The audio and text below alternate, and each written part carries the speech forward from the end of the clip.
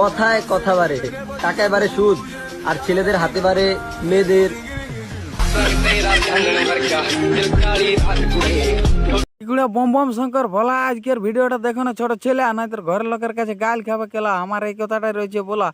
তো কুড়া বেশি পেঁয়াজি আর পঞ্চায়েতি না করে ভিডিওটা স্টার্ট করা যাক। আজকে কুড়া নিয়ে আসছি কিছু ইনস্টাগ্রাম, কিছু ফেসবুকে রিলস চাপড়ি ভিডিও। তো চলো কুড়া বেশি পেঁয়াজি আর পঞ্চায়েতি না করে ভিডিওটা স্টার্ট করা যাক।